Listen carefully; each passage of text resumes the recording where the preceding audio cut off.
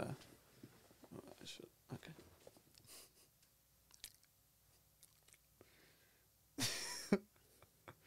All right, thank you. Let me turn my phone. You got it. So I'm Yeah. Yeah, we lost them. That would have been cute. It would have been. We forgot them. Is there a time that you want to stay around? Do you want me to give you like a 5 minute? If you could let me know when it has been an hour, Okay. that would be good. And then maybe when it's 3:45. 3:45. When it's 3:45, also let me know, because that's when we need to wrap it up. Okay. All right. Let me know when it's ready. We're good. Hello, everyone. It's me, Nicholas, and you're listening to Elitist Anthropology. I hope you really, really enjoyed our last episode last week and that you've been having a great summer so far. Today, we have a really interesting guest. There's so much to say about him, but the most important thing is that we have the same name. Hello, Nicholas. Hello, Nicholas. That is the most important thing. That is so much fun. Okay, so Nicholas and I, he's Nick. I'm also Nick, but for the sake of this episode, I'm going to refer to you as Nick. Okay, yeah. And you can call me Nicholas. You're more Nicholas. I feel like you own that version of the name more than I do. You know, I agree. Yeah. I was actually I took a class one time, and there was 3 Nicholases and a Nicole. Oh, and geez. so we had to go like Nicholas, Nick, Nico, and Nikki. Oh, so okay. the teacher could tell us apart. All right. But that's all ancient history now. So Nick and I went to school together. Nick is from New York. Mm. Nick used to work in big tech world, and he doesn't anymore. No. Nick is really, really cool. That's very sweet of you. Yeah, and I like him, but that's how I would describe you. How would you describe yourself, Nicholas? Oh, fuck, I did it. Oh, Nick. yeah. How would I describe myself? I guess, yeah, that was a pretty good description right there. I live in LA. I run an independent record label that I started last August.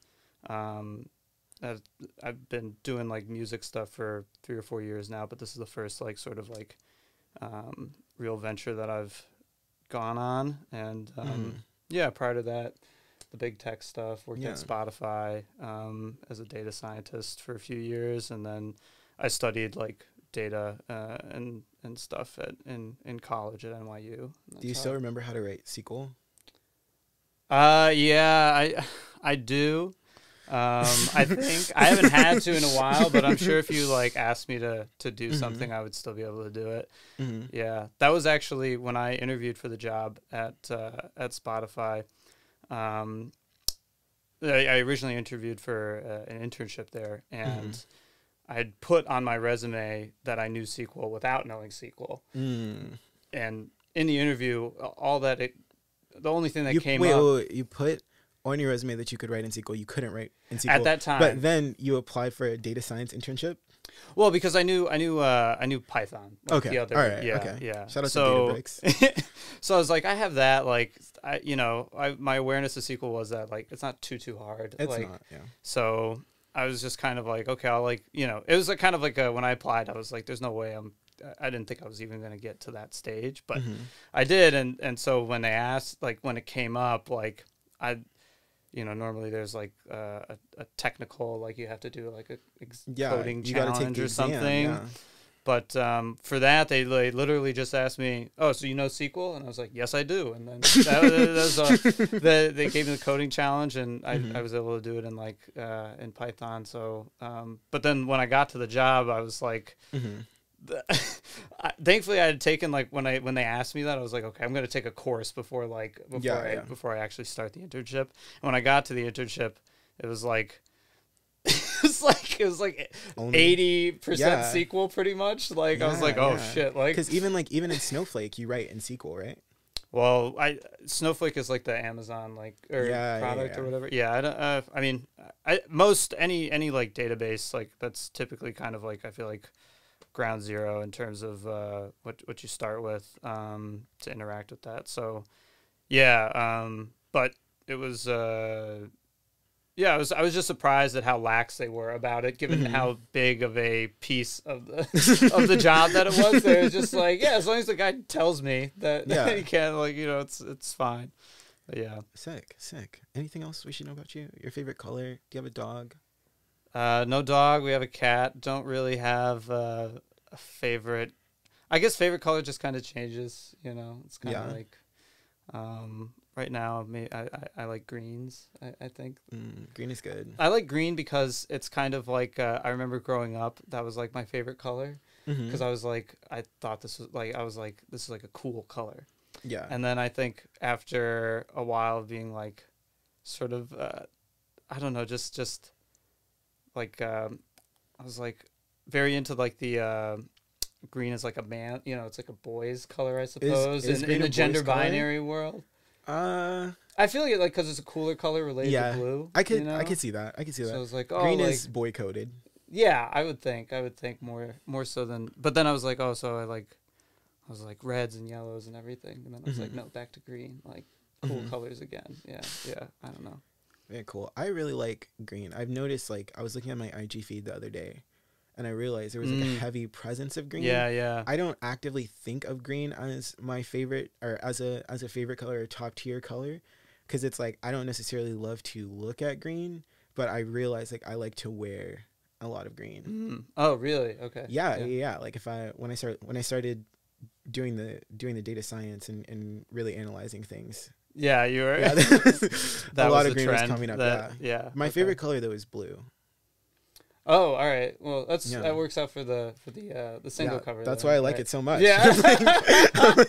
like I don't know, something about it. It's just really good. No, I really like those colors that we ended up with. Yeah. By the time this comes out, the album should be out. But we'll talk about that more later. Cool. All right. How are you today? I'm doing well. Yeah.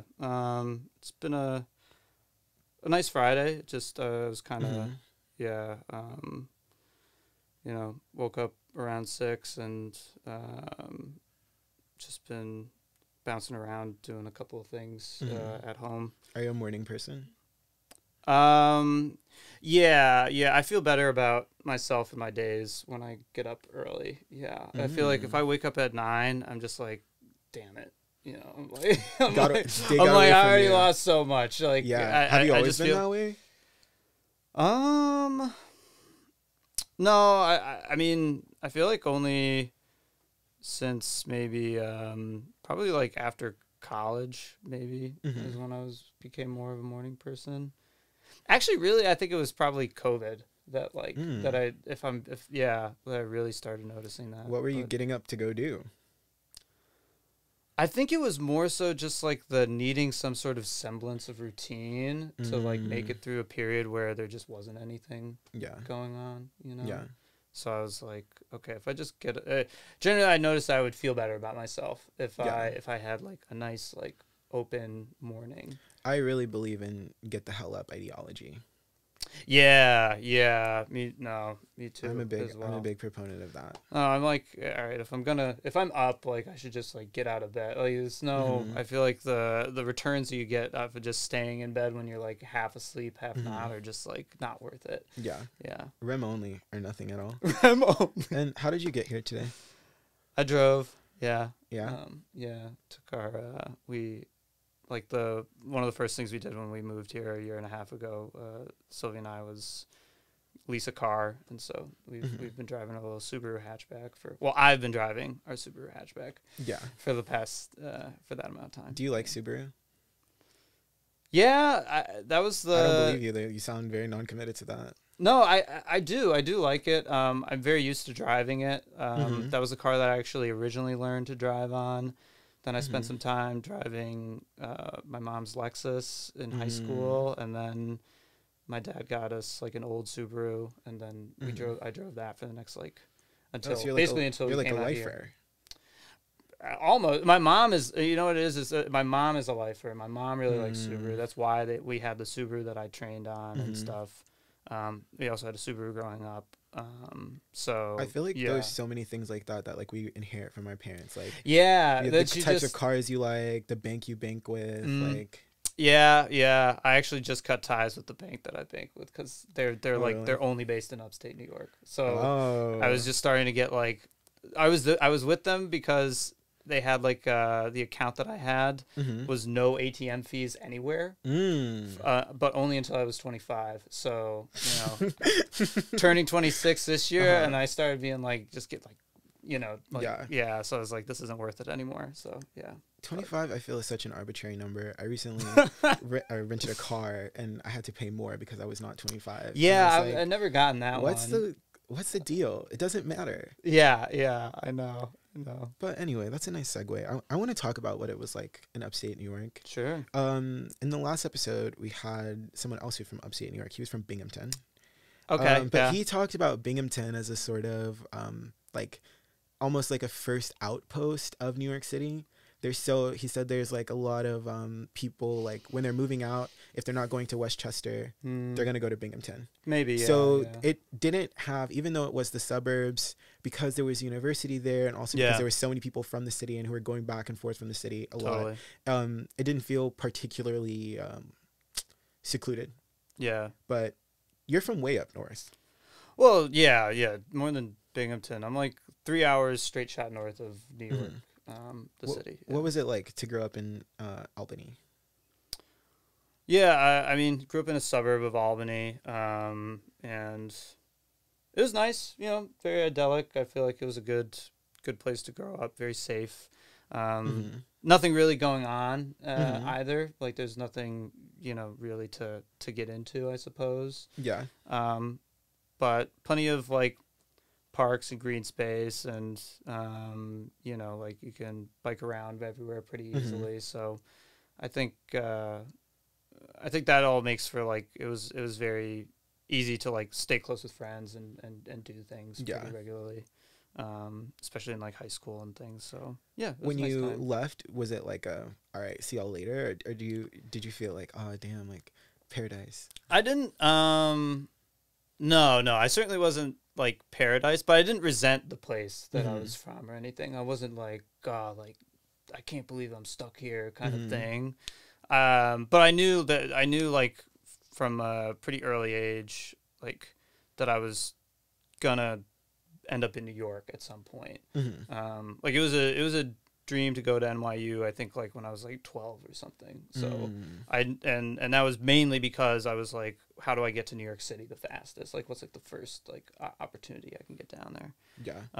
And so I knew I was going to college, and that's why. But so yeah, I don't know. I just always I think again like the fact that where I grew up didn't have anything, like there just wasn't any, like everything closed at 9, and the stuff that was around there was also like it's all like chains, like big box arenas stuff. So I was like, I want to go somewhere where there's just something else happening. Yeah, essentially. Do you feel like when you got to New York that it was like what you had imagined it to be?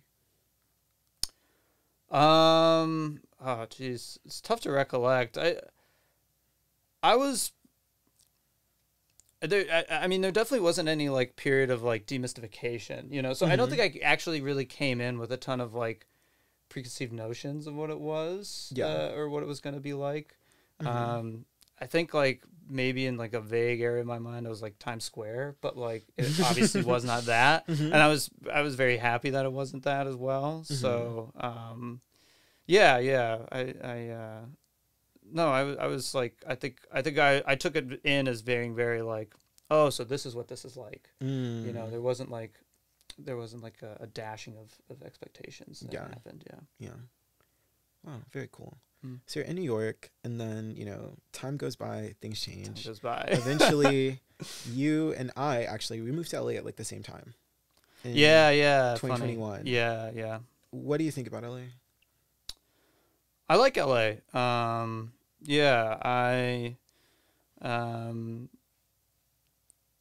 like.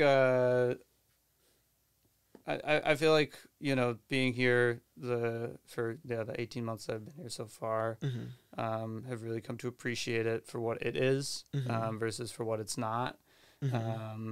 Which I feel like I was doing kind of at the beginning was like, oh, this is not New York. Like, this is this is different than that. Yeah. That was like the only lens I was viewing it through. But now I think what I really enjoy about the place is that there's just so many different centers. Say more. Yeah, huh? I said say more.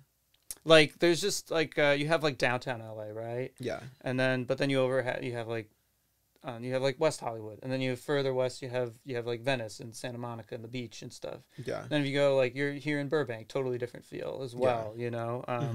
And you have neighborhoods like that in New York, but because everything is so much more connected, it makes it so that I think things are a lot more centrally located around like Manhattan or maybe like, you know, I suppose like Williamsburg and in terms of like wealth certainly, but then obviously like commerce congregates around wealth. So with here, I feel like because there's all these different centers and they're all pretty spread out from one another, they develop their own unique characters that are much more distinct from each other than like individual neighborhoods in New York, perhaps. So, do you feel that living in LA is bringing out different aspects of your personality than New York did?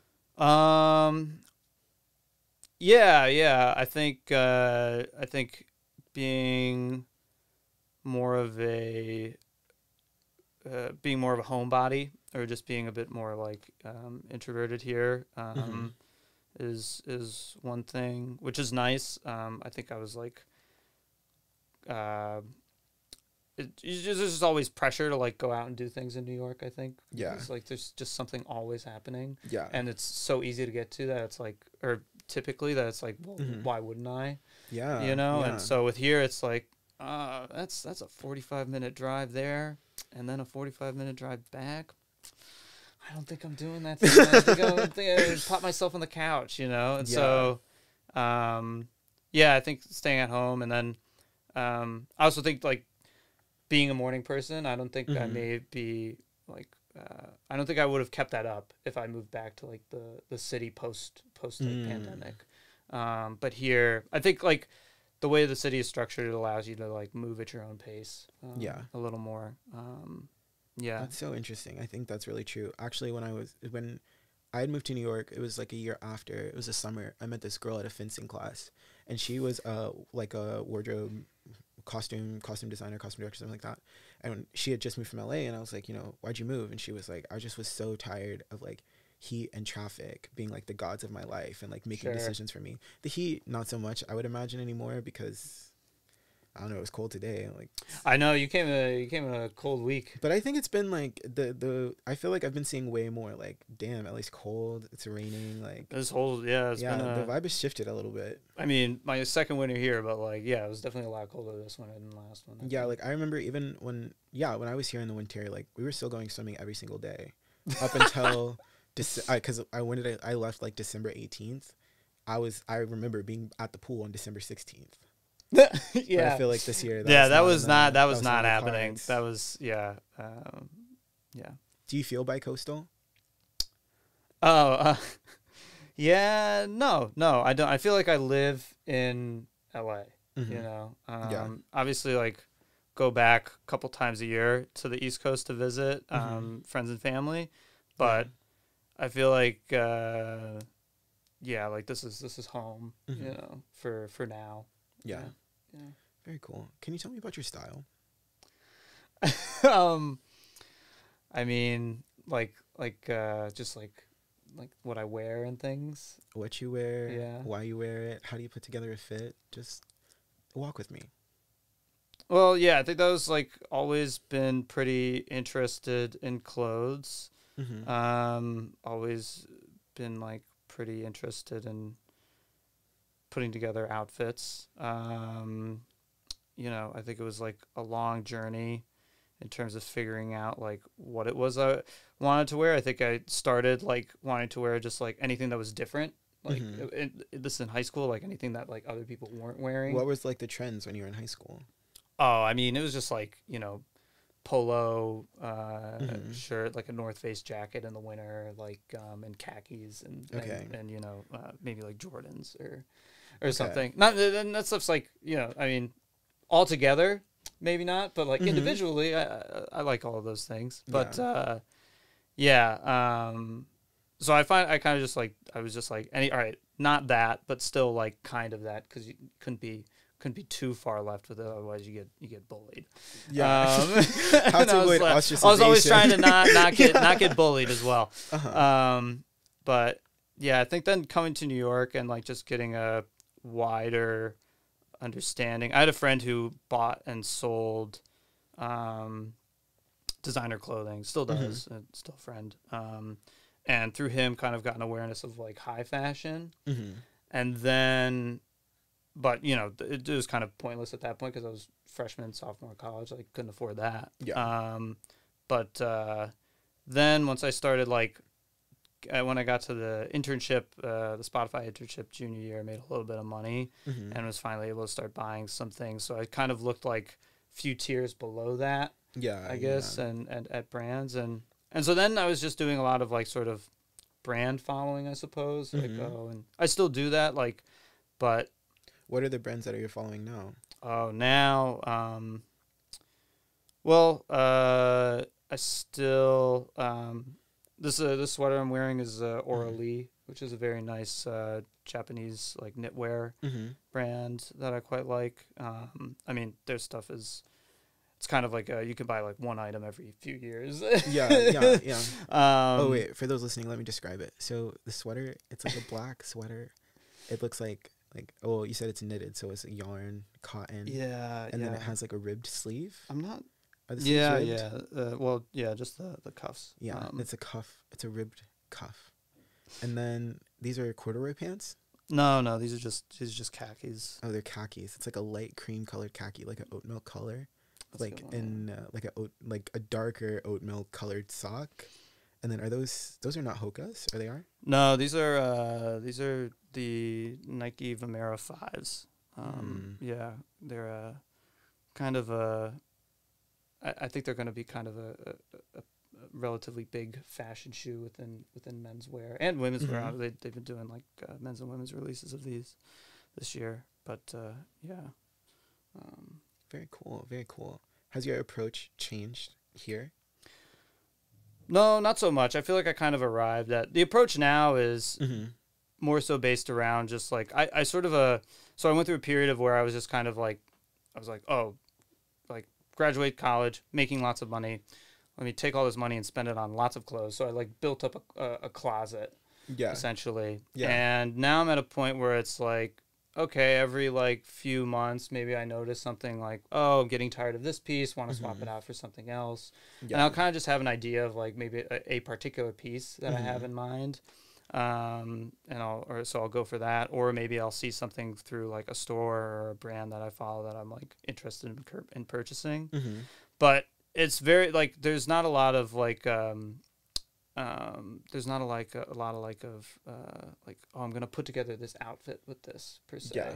I kind of now just like, okay, the clothes that I have, like I feel confident enough in the quality of each of those pieces that I can just sort of like mix and match pretty freely any which way, and something nice will come out at the And do you end. find that like your taste in the things that you pick up or are adding to your wardrobe, does the taste shift in fast clicks, or kind of slow over time you realize things are shifting? Yeah, definitely over time. I mean, I feel like I'm pretty I generally like what is sort of stayed true throughout the whole thing is this I'm pretty into like kind of neutral, not too flashy pieces, you know, like again, things that could go well with a lot of other things, so that like I can just put it in rotation and be like, oh, I can wear this with that pant now today, and like more about the combination of things creating difference. Yeah, that's really fascinating, Nick.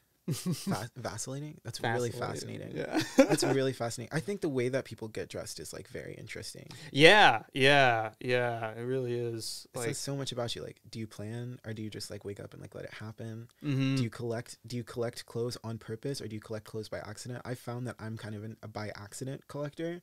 Yeah. Like the things that I actually keep up with and carry with me more often than not are things that I just kind of randomly acquired, and not things that I said, oh, I want this, I'm putting money aside for this, I'm buying this. Those things I'll be sort of like kind of like fair weather about, but like the free t-shirt I got at a 5K, I'll have all of a sudden, like, I'll have forever. Yeah, like, totally. I still have some. No, that's always cool when you get like a piece that you kind of weren't expecting anything of. Like, it was maybe it was like, like a freebie like that, or just like something you need. Like, I need like a white t-shirt now, and you love just a white t-shirt. You know, you just purchase it, because of the need, and then all of a sudden it's like, this is my favorite thing in my wardrobe. I have a NYU sweater that I bought at the CVS on Washington Square Park. I bought it They sell them at CVS? I don't know if they still do. In 2018 they did, and it was like $17. And I still have it, and I still wear it. And it's like it's such a bad quality because I bought it from CVS, and it's definitely on like its last shell of yarn and thread, like before like there's like holes or the seams bust. But it's been on that last life for so long. Like, it's been there for 3 years, and at this point, I think that it's not going to break. It's like indestructible. No, the character that a piece of clothing acquires as you wear it is like that's also really sick to me. Yeah. That's what when I'm looking for like vintage T-shirts or something. I don't look so much at like the graphic as much as like the feel quality of like the fabric at that point, like the wear that it's been through. Do you do a lot of vintage shopping? No, not really. I like to when I get the chance, but not a ton. I mean, more so here just because the vintage shopping is really good out here with all the flea markets and things. It is. Yeah. I got a really dope shirt at Melrose Flea Market a few years ago. Yeah. Yeah, and I still really like it. Yeah. Yeah. A lot of cool stuff in the collection out here. But anyway, let's talk about work. So you used to work in big tech. Mm-hmm. You don't anymore. Mm-mm. Why?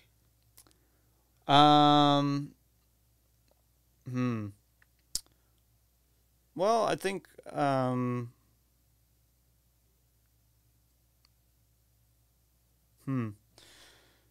Well, I mean, I left because I really wanted to try something on my own and to like do my own thing.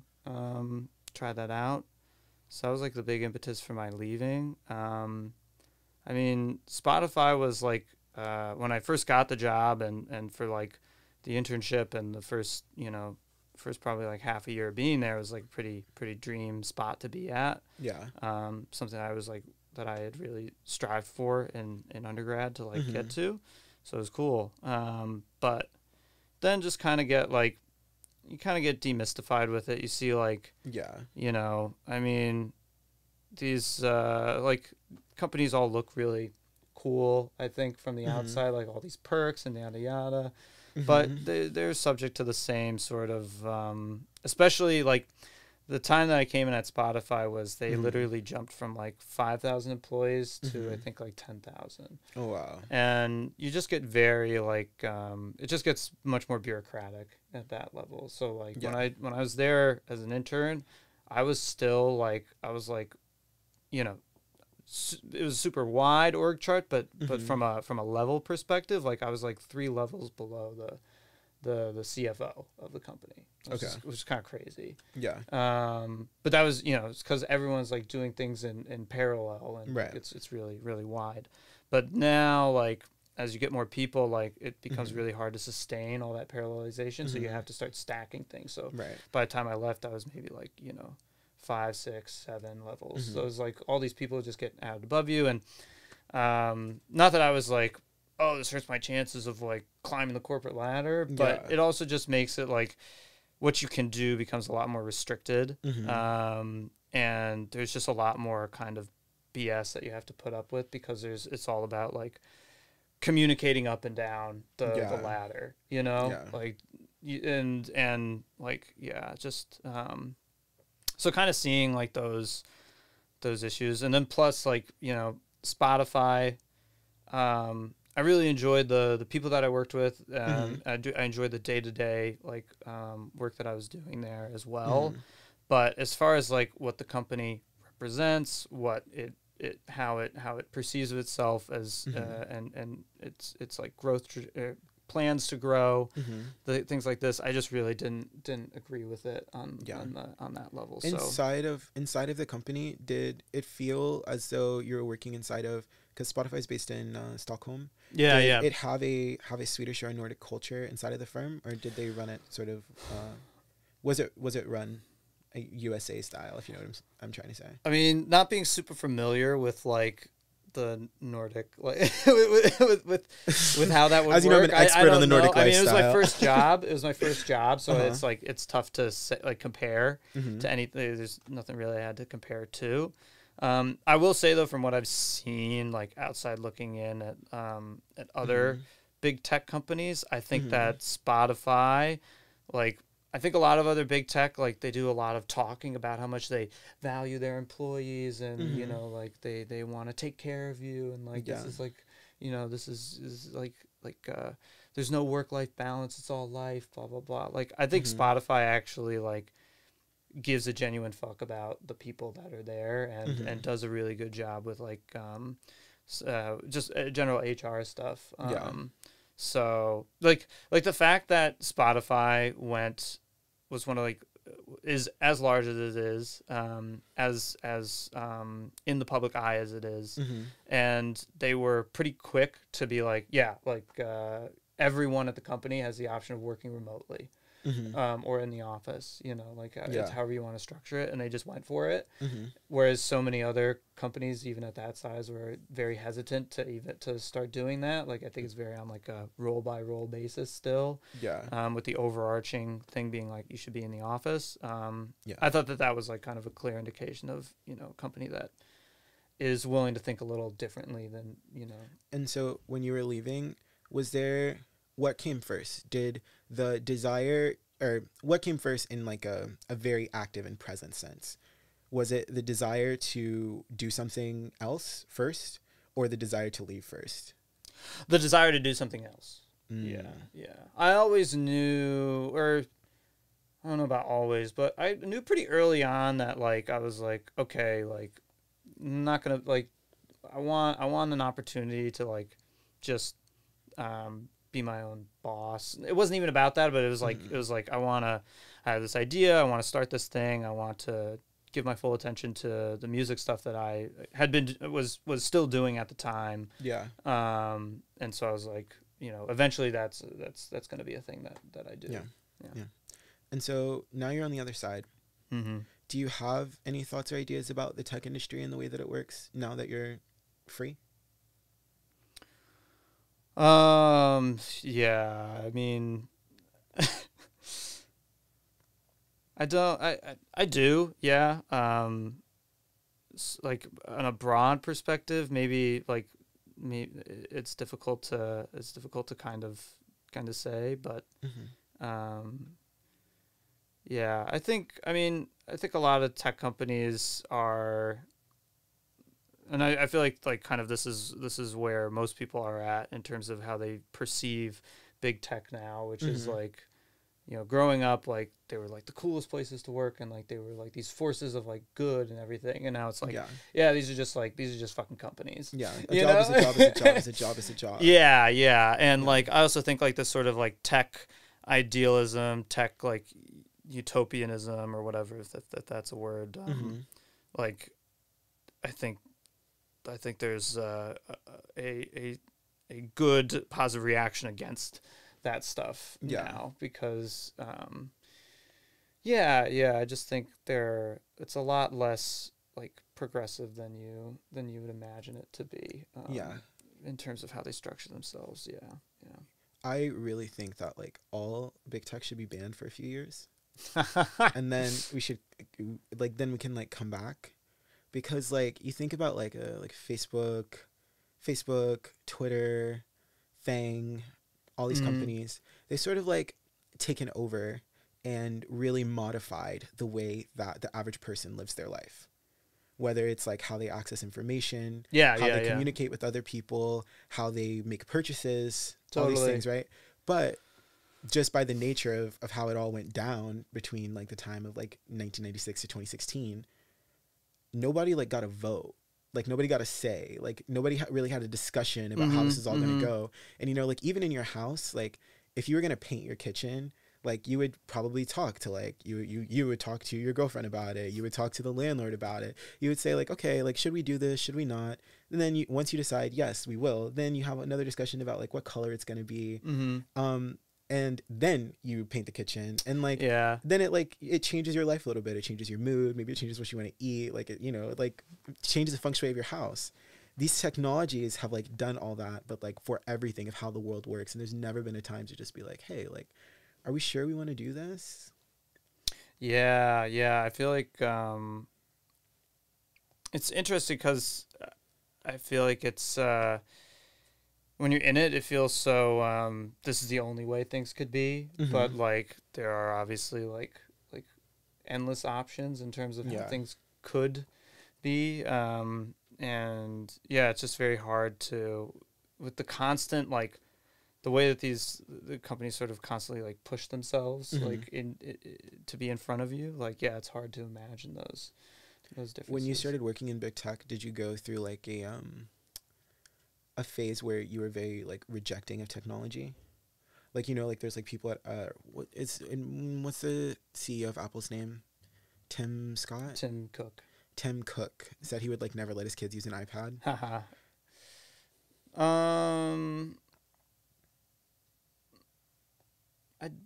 No, not really. There was a point where I was not using Spotify. Like, like I was like only using Bandcamp and just listening to things that I would put on my phone, you know? And I think, but I'm just kind of like, it's not, I don't think it's about ever like, it's just be aware of your usage, you know? It's never like, this is bad for you. It's like, okay, like maybe it's bad for you. Like they're just tools at the end of the day. I think that's what I think what frustrates me most about the big tech mindset is that it's this idea that like, hey, if we build this thing, like the world's going to change, you know? And I think you saw this like, especially a lot with like, with the whole like Web3 craze last year, where it's like, look, we built all of this like new stuff and it's got these new like paradigms to it.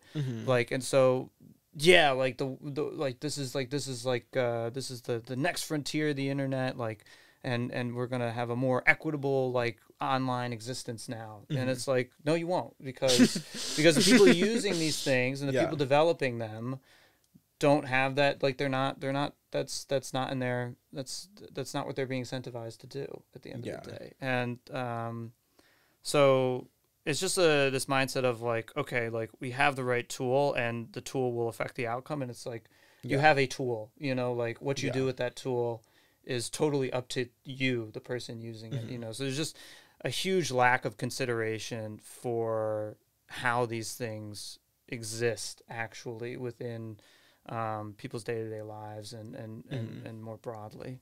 Wow, really interesting. So you're done with that. In the words of Joan Didion, goodbye to all that. Let's talk about what you're doing now. The first thing that you're doing now is the Agile method. I'm doing it too. I saw this question in the I thought it was so funny. So like Nick said, Nick runs an indie label. The indie label is also the label that's putting out my album at this point. It should be out now. Drum and Voice. Go find it wherever you can. Actually pause this. Go listen now. You can come back after if you haven't. And I think it's so funny that the way that he runs the program is that he uses the Agile software development method.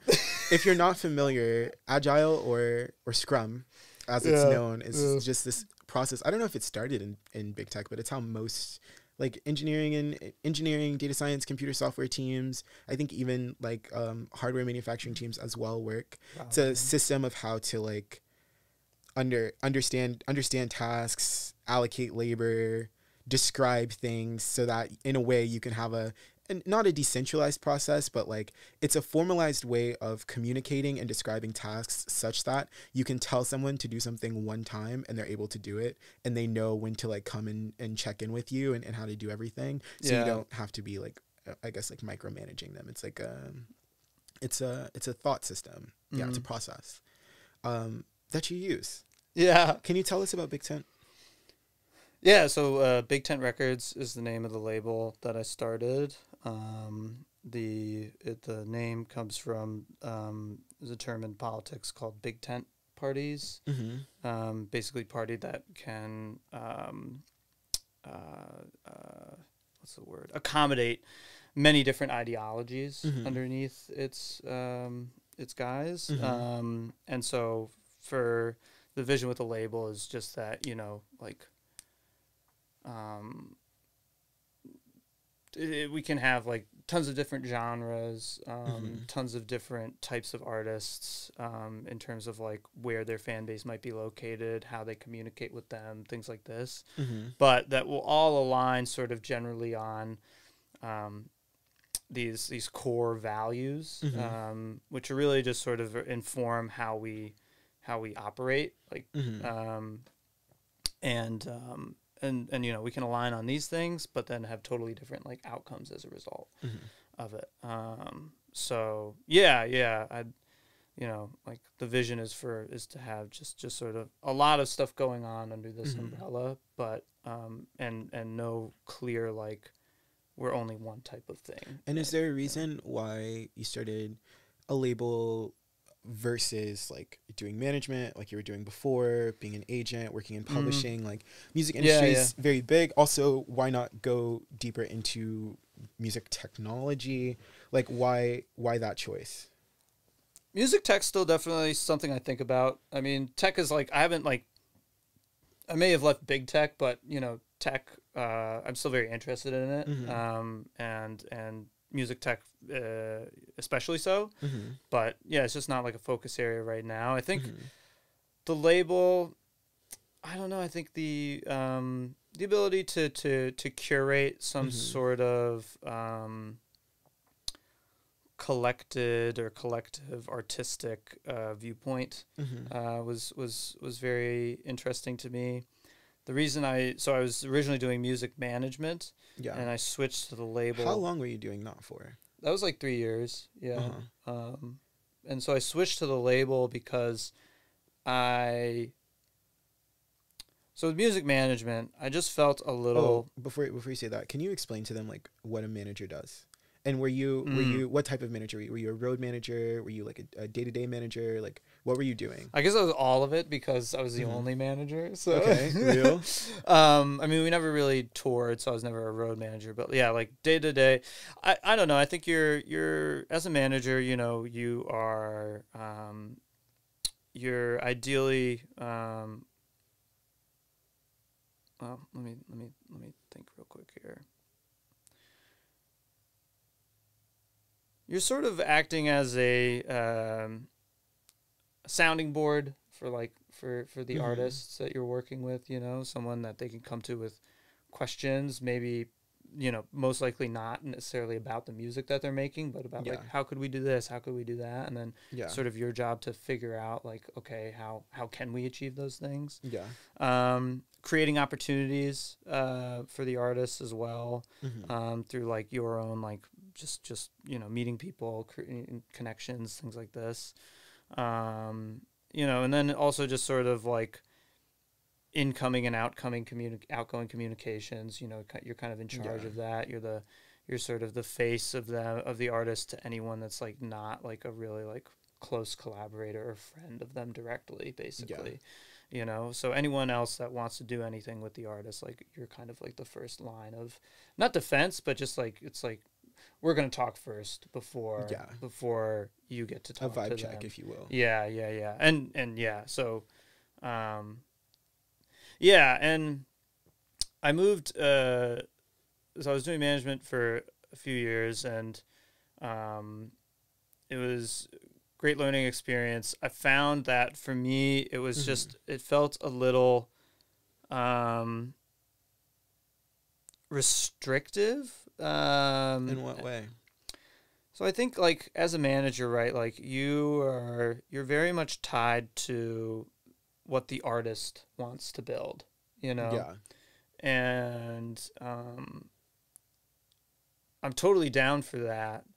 But when it becomes like sort of the predication of the success of like your career, I didn't really have the selflessness, I suppose, to like to sort of just like to be totally like hooked up. Yeah, to like, all right, your dream is my dream and we're gonna get to that dream, you know? Yeah. And it's like, so I kind of wanted an element where it was like, we're gonna work on like an individual project and you're gonna be like, for that project, like you're gonna be the visionary and you know, like we're gonna get to a place where you want to get to essentially.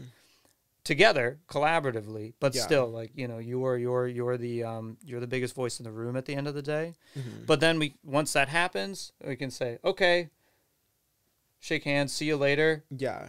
Maybe we'll come and do another thing together. But now I have like an opportunity to say like, what did I like about that? What did I not like about that? And when we can like regroup and say, oh, you know, like, maybe this next thing that you bring me, like, I don't really want to be with that. And I have that flexibility to say, like, okay, for this one, no. But it's just certainly in the future. Yeah.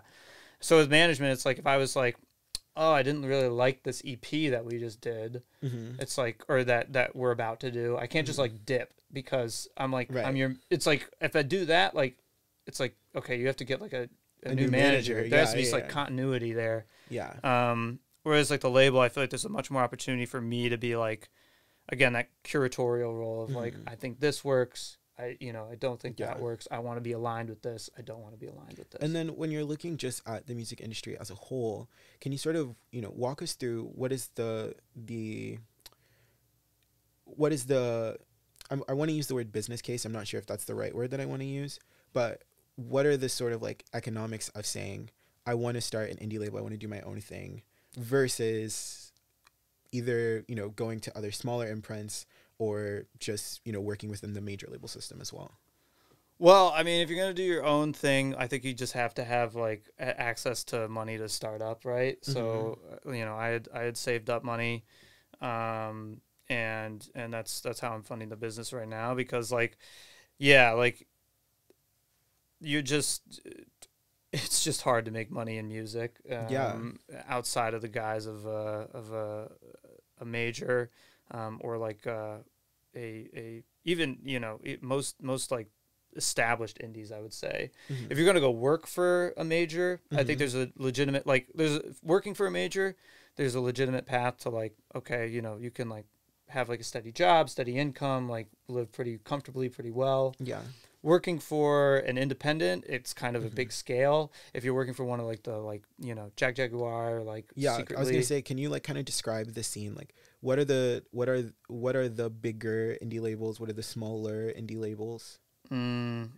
Well, I mean, smaller indie labels, like there's sort of an endless number of them. Like really, like you think like, oh, there's only three. Like there's only three labels. There's only like Uni, Warner, and Sony. Yeah. But it's like, I mean, there's like thousands, if not tens of thousands of these small labels that people are running and releasing music through, which I think is a very exciting opportunity. But none of them are like they're all things that are maybe sustaining one person, you know. And if you're helping, like you're helping as like I'm getting paid like, you know, $20 an hour part-time thing. Right. It's not like it's you have to combine it with something else to make that work for you. Yeah. And then on the larger scale, you do have like the stuff I said, like Secretly Group, or is probably the biggest in the U.S. You know, the UK does a much better job of supporting their like indie label system. They have like, you know, I think that's very true. Like Matador, Domino, XL, Rough Trade, all these like, you know. Rough Trade's based in the UK? I think so. Yeah, I think so. Know that. I don't want to be.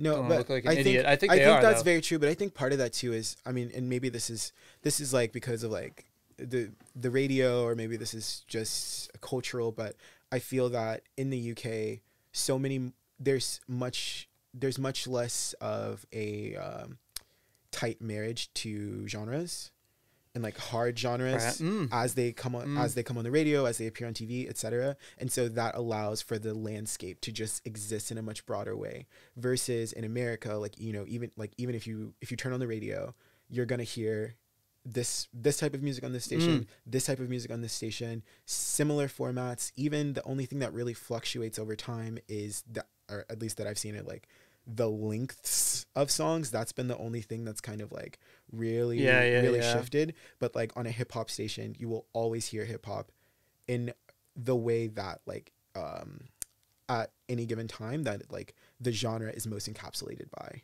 Whereas like I feel like in the UK and Europe more broadly, there's just a lot more flexibility. Yeah. I might be right on that. I don't honestly know. I feel like you're kind of inspiring me to like look at the two markets and do some sort of analysis, because I'm like, it is just a much healthier system, or at least it appears to be over there, versus here, where it's just so and I think too though it's like it's altogether smaller. Like the audience is smaller, the businesses are smaller, the artists for the most part, except for the ones that cross over really big, are smaller. So it's like smaller machines to run.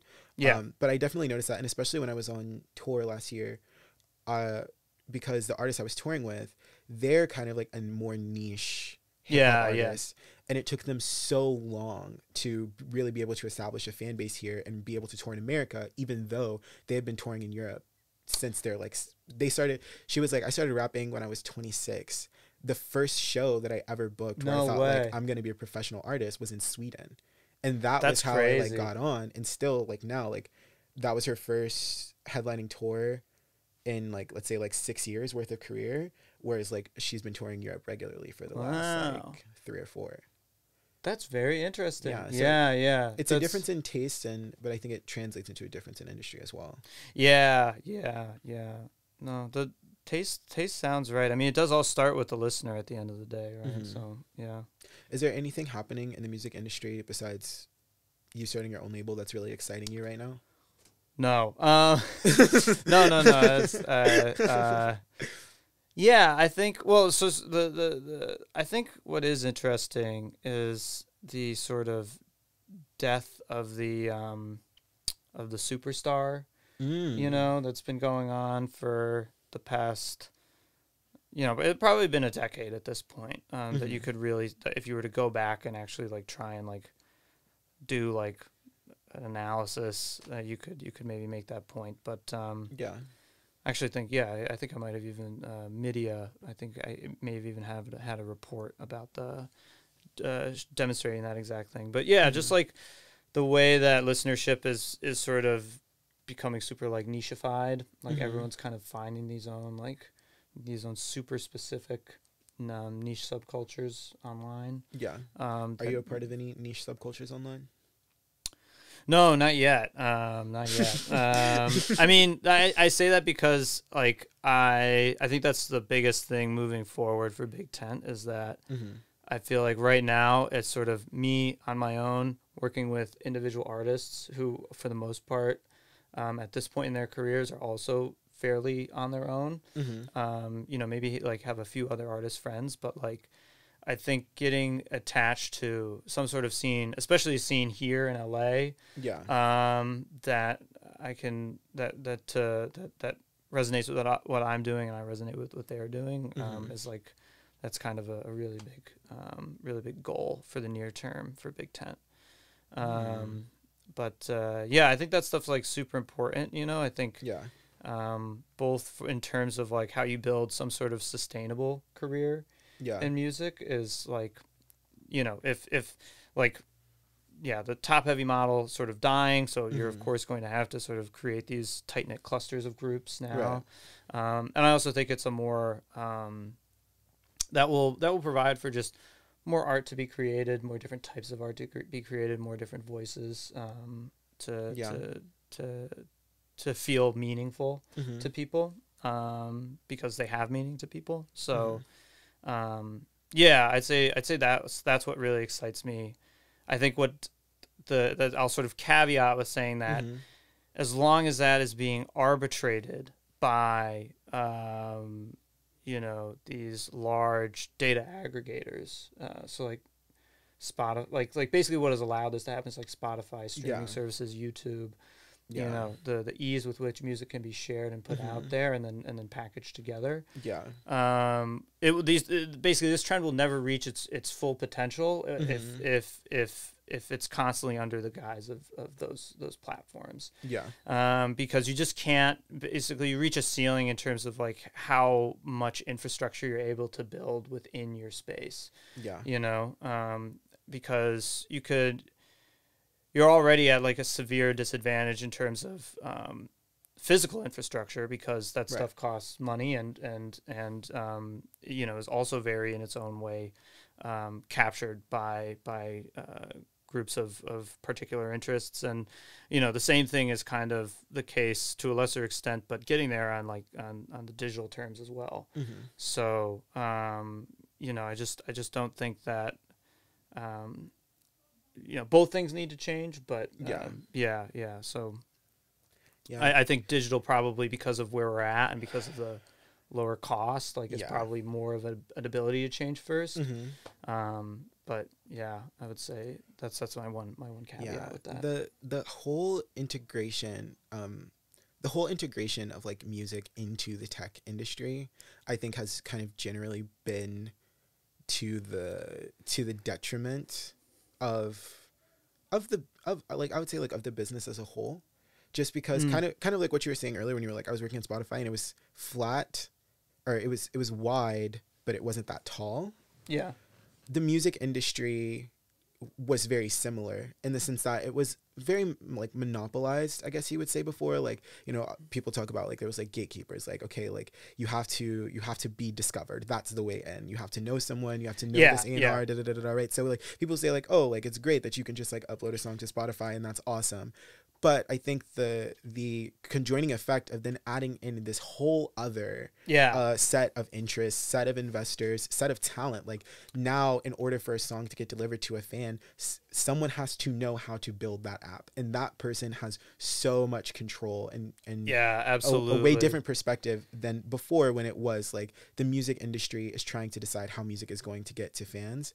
Now it's like the music industry wants the music to get to fans. The tech industry will innovate different ways that it can happen. They will choose based on a certain set of factors, and all of that intermediation makes the experience, I think, a net loss for everyone. Yeah, that's a really great assessment of how it's all gone down, honestly. Yeah, like, no, I think you just have like these platforms that are super interested in, you know, like keeping their dominancy in the space, you know, and it's to their detriment in the long run, because you end up creating, like you said, like a space where people can't sustain themselves through doing this anymore. So it's like you're kind of by sort of trying to capture so much of the market and reign supreme over it, you're sort of stopping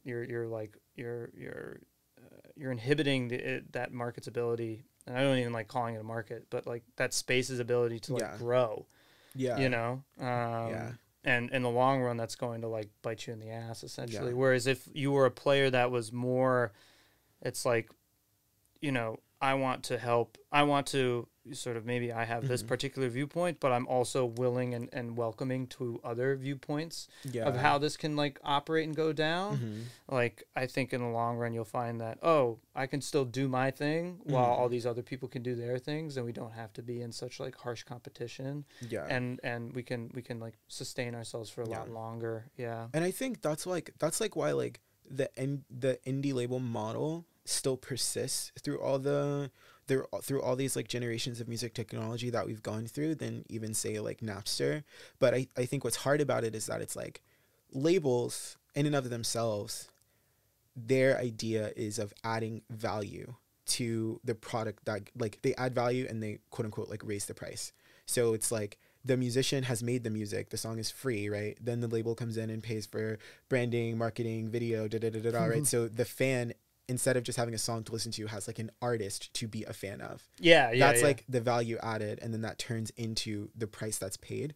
Whereas like with the intermediation of tech, they take the price down.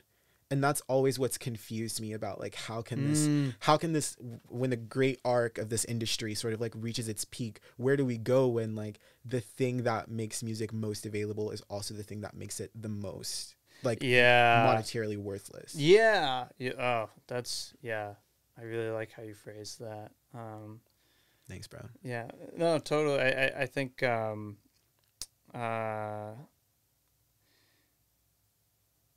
the way in which the mass accessibility of music has not like, because I think music can be like widely accessible and easily accessible, but still be valued very significantly. We just have not followed that path, essentially. We have not thought about how we could, like, it's not a matter of like, oh, we got to lock it all up again. Yeah. It's like, how do we build these products, these platforms, these spaces that people are going to exist on and go on to listen to music, interact with musicians in a way where they are, they create additional value rather than just being purely like, you know, like totally extractive as they currently are. Yeah. Really interesting stuff. So talk to me about your label, and you've done 3 projects so far? Yeah. So, I'm number 3. Can you talk about on projects 1 and 2, how do you, as running your organization, think about who you're going to partner with and what projects you're going to sign on to and what projects you're not? Yeah, I mean, I like it's not a ton of thought goes into it, I would say. Really? It's in terms of like, I don't sit down and I'm like, okay, and then I want like this type of artist and like it's gonna sound like I don't like do any sort of like preconceiving of like that, but generally it's like, if here's something, I really like it, I'll have some, like, I just kind of have like a feeling, a belief in it. Okay. And I'm just like, I'm gonna try and follow that and see where that goes. And so that's kind of broadly, I guess, what happens. And then I'm also with the label, like in addition to just wanting to start the thing, like I was also very inspired by the fact that I have all these friends who are making all this music and have an interest in putting it out, and you know, like and not just in like put this up on SoundCloud and now you can listen to it, but you know, putting it out with those elements that you mentioned that a label brings.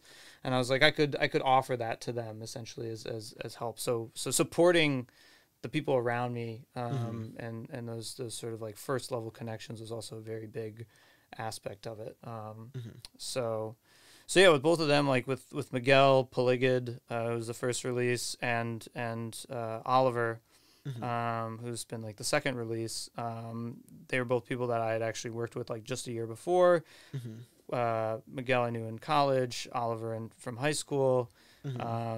And, you know, I really liked their music, liked what they were doing. I had a belief in just, you know, generally like seeing that I was like, these are talented individuals who have a particular perspective on the world. Yeah. And I think that, you know, we could make something cool together. Yeah. You know, that's sort of it. Yeah. Wow. Very cool. And now I want to talk about me. Yeah. My favorite topic. So when it comes to drum and voice, first of all, what's your favorite song? It's either Numb or Jupiter. Jupiter's a good one. I'm leaning towards Numb, I think, just because at this point in time we've got like the we've been listening to it a lot. The nice polished mix back. So but yeah, I like those two songs. I also really like Taj Mahal. I like Deeper a lot too. The 2 shorter tracks, Water and Song to Cry. They're all really good. Yeah. I think so too. I think they're all dope. Yeah. Yeah. And so, okay, well, you know, in listening to that album, was there something about it that made you think like, was there a specific thing that made you think like, okay, I want to do this now? Yeah. So I think the first thing that really stood out to me was that the production was just something I just had not really heard before. And brought me very strongly back to Postal Service, and kind of like when computers were first being combined with like indie pop. And just kind of had this openness, this emptiness to it that was still very interesting and arresting. And so that was like I was like, I really haven't heard anything that like, everything sounds so full and so big now. Or it's like, if it's not that, it's kind of like this, like, it's so like guitar rock, you know, oriented, that I'm like, I was just like, this is like neither that nor this in this space. So I was really excited by that. And then just the writing, the lyrics on it, I think were awesome. You know, I think like, yeah, you have a great way of stating, of just observing things that are going on around you, things that you're feeling, in such a way that's, it's not complicated, but it's still very profound. It still reaches you and connects with you. And I think I was talking about like this with Sylvia actually, about like kind of our current interests in writing and art in general. And she was like, you know, I'm really interested in the universality that can be found in the specific, and I'm interested in the specificity that can be found in the universality. And I feel like with you have like, yes, these are events that are about like your life, but you're telling them in a very like open manner that invites everybody in, and so to insert their own like particular like experience there. So yeah, those were the two aspects that like that really sealed it for me. I suppose. And what have you? Well, first of all, I agree with everything you just said. I think that's right on the money. I think I'm awesome. I agree. What have you thought about this album process that we've been going through, and what has it been like from your end? Oh yeah, you judge it while we're still in it. Well, up until this point. So honestly, it's right now we're rough. We're like, I'm actually, you guys, I'm really horrible to work with. this dude. No,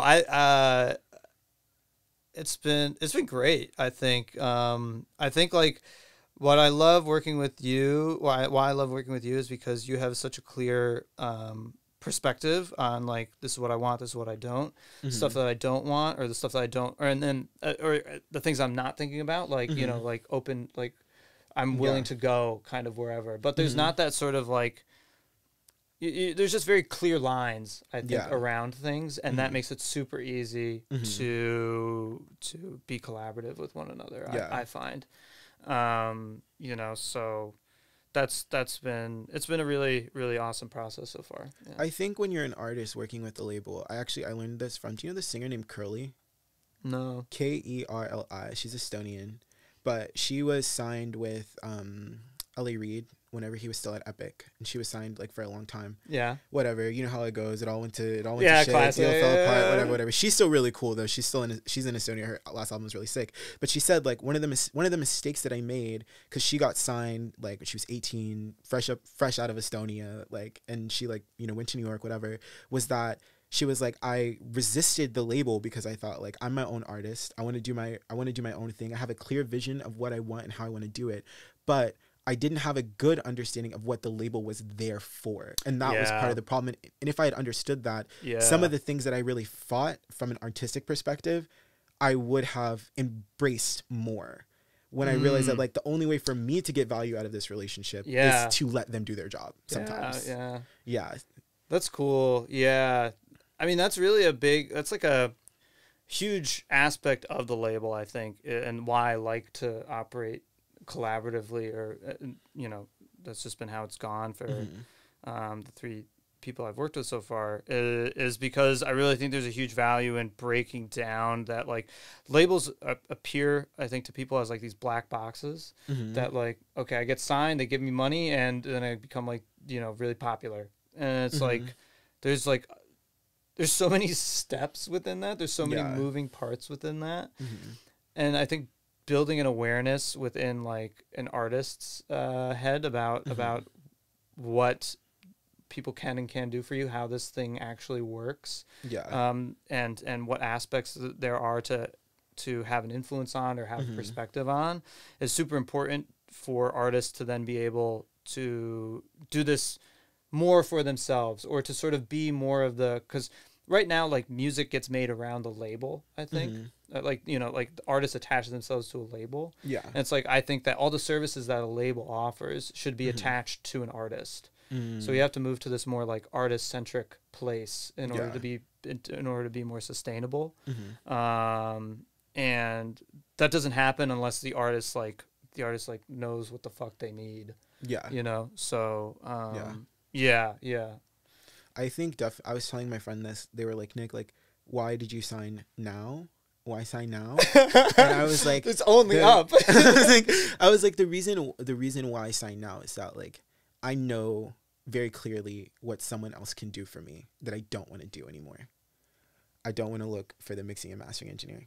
Mm-hmm. I want someone else to do that. Yeah. I don't want to. Maybe I could, in theory, I could design everything and I could put together everything, but, like, I don't want to anymore. I want someone else to do it. I want someone else to hook it up. I don't want to be logging onto distrokid.com anymore and, like, tearing apart royalty statements. I don't want to do it. I want someone else to be there to, like, fill in gaps, fill in support, and make it so that you can have just an overall, like, better experience. For me, like, putting out this project versus all the ones that I've done before, this has been the longest process, but it's been the easiest because Cool. there is that delegation, and there are things you just don't have to worry about, and it also makes the other parts, like, more like pleasurable, like, in the sense of, like, I was, like, writing the charts yesterday for the show, and I was like, this is just so nice. This is all I have to do this week. Okay, this is awesome. I'm like, all right, it's already booked. It's already done. All right, I just got to show up and tell them, all right, yeah, it's cool. No, I'm glad to hear that. And it's important to, like, know what those things are, identify them, identify what you want and don't want on your plate, and then you know, just still have, like, an insight into them, but you don't have to be the one actually carrying out all the stuff at the end of the day. Yeah, and I think that's it's good. It's good to be indie for a while. I think that was a really good decision. I got signed when I was, like, 15. I ended up getting. I've told you this before. Yeah, right? yeah. I got signed when I was, like, 15. Ended up getting dropped. Whatever, was the whole thing. But I'm, like, now looking back on it, I feel like it was so much of a. I feel like the future is so much brighter, having had, like, 7 years of doing it by myself, and now as I move into this period of, like, working with other people and doing bigger projects and, like, scaling up, it feels also too like a much less stressful process because I know, like, this is how it's gonna go and this is how it needs to be. Cool. I'm glad to hear that. But anyway, let's move on. Nick, besides my album Drum and Voice, which is available now and is awesome, what other music are you listening to? I'm pretty open in terms of what I listen to. No, but, like, what, like, this morning, like, you woke up. What did I listen to this morning? Yeah. So, yeah, this morning I listened to this sort of this is like a drum and bass project, kind of like liquid drum and bass, I guess you may call it. But it's called Level Select by Pizza Hotline. Okay. Sick band. Very name. good album, despite the name. But I was listening to that. Just kind of been into that space because the first release on the label it's called Sensory Shell by Polygid. It is also like an ambient drum and bass album, essentially. So I've just kind of gotten into that space, gotten an ear for it. So that's what I was listening to today. More generally, but that I wouldn't say I've been super into that. That was kind of just something I had on my radar and wanted to check out. And then, but more recently, the past couple of weeks, I've been really into Detroit techno. I've been reading a book about the sort of genre, its development. And going back and listening to basically whatever gets mentioned in the book. I'll try and go check it out. But that's been really cool because I've been listening to dance music for a few years now, and quite a lot of it. I mean, I wouldn't call myself, like, an expert or anything like that, but I have a fair understanding of, like, the space and different genres. But I think with techno, my understanding was always that it was very, like, it was this very super harsh and heavy type of music.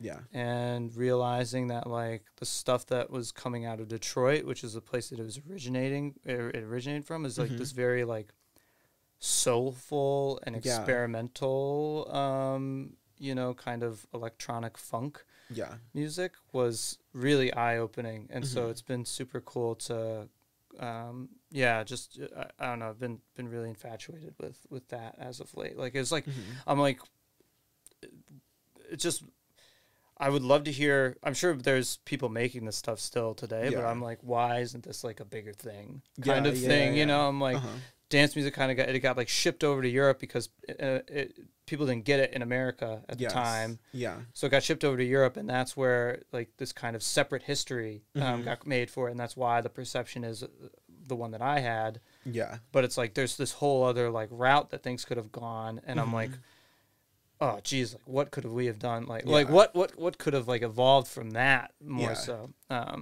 So I'm sure I'll get there over time in terms of like where that's cropped up. But that's been in rotation. That's really cool. What like years is that? What years is like the Detroit house boom? Detroit techno is like early 80s. This one it kind of starts ramping up. Yeah. I think I have this theory that like American culture really hasn't moved forward past 1970, and also that anything new that happened between then and now kind of gets like memory hold. And what's memory hold? Memory hold is when like things just get forgotten. Like they just get forgotten, like they just kind of get erased. Like we all understand them and know them for a time, and then all of a sudden it's like it didn't exist. Like people think like dance music came from Europe, but like, well, it's that is simple. A pretty crazy or one. Like Jack Harlow thinks he's the best white rapper since Eminem when Krayshawn was here. Like I was there in 2011. Like I was I was there. Whoa. Krayshawn, wow. Yeah, but anyway, that is a memory hole. Oh man, I love Krayshawn. Anyway, last question for you, Nick. What do you want to be doing in 5 years? What do I want to be doing in 5 years? Running the label still. Ideally by that time, working with a few other. I don't know. I'm pretty open in terms of what it becomes. Definitely want it to be a more like, just have more people involved in it. And also would like to be kind of under the big tent, have other people doing exactly what I'm doing essentially. So I'd like to have other people through Big Tent, like running their sort of own operations, like seeking out their own artists and just like sharing those resources. So that would be really sick. And, and then also, kind of have some sort of, I think a big thing that's missing, in the American indie market is a sense of community among labels. Like I see all these, you have like Secretly Group, there's like kind of a collection there, but like for the most part I feel like a lot of these labels operate in silos from one another. Very disconnected. And I feel like there's like a huge opportunity for just like more like of just to link up and have more of a say in how things get developed, because right now, like as fractured as the space is, like there's no competing against like the three-headed monster. So I think that's like another like to be sort of making those connections or part of that organizing would also be a really cool thing. I don't know how long that is from now, but those would be two things in 5 years. I hope 5 years. So when we do the next season of the pod, I can be like, wow, perfect timing. Yeah, this is crazy. Yeah. All right, Nick. Well, thanks so much for coming on the pod. It's always great to talk to you. Yeah, thanks so much for having me. See you tomorrow. Yeah. I'll see you later. We'll talk more soon. All right. Thanks, everyone. You've been listening to Elitist Anthropology. I'm Nicholas. A big shout out to Raelyn for always assisting with all the episodes, and also to Sydney, our engineer. All right, everyone. Have a great day. Thanks so much. Ciao.